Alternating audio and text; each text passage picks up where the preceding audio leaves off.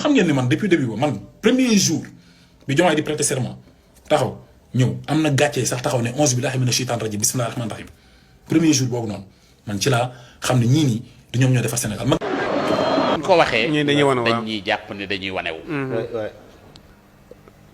Karim daf ne président Diomaye bi muy waxut bismillahir rahmanir rahim 11 billahi mina shaytan rajim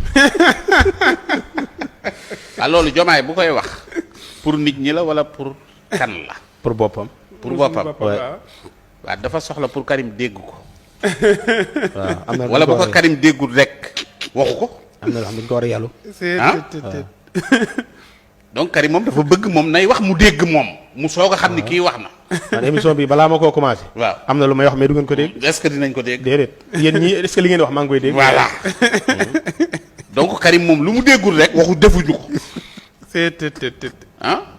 donc moom fi mu yemale xel mi dafa gàtt trop par rapport ak li nga xamante ni parce que moom ci jëm bopp bu fekkoonte ni bii ku normal la.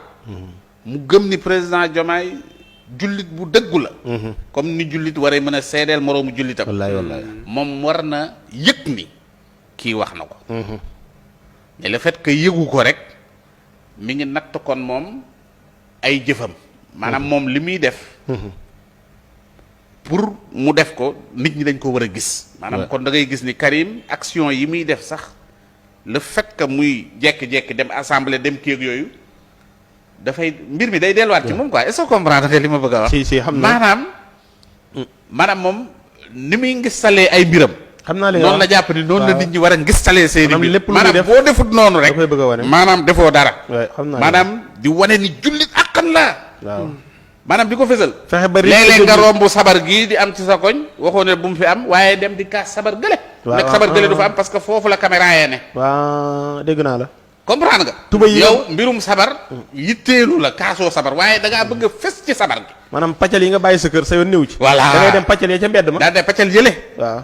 est-ce que comprendre nga. waay c'est que boo delluwaatee mbirum Karim maanaam da ngay jàngataat personnalité nit ki mooy ban genre nit. waay maanaam. moom amut ak problème nguur gi maanaam problème boppam la amal problème. waay. yaa ngi dégg.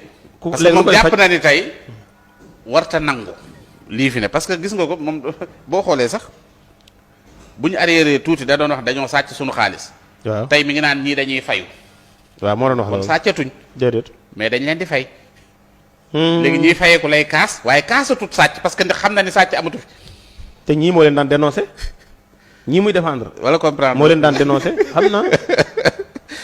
da daan toog naan sàcc suñu alal léegi mu naan ñuy fayeeku ay salaire ay fayeeku léegi mu ngi ci fayeeku. kon avancement am na. comme jóge nañ ci sàcc ñëw ci ñuy fayu. alhamdulilah parce que réew mi da daa am ñu daan fayeeku di sàcc. léegi ñu yem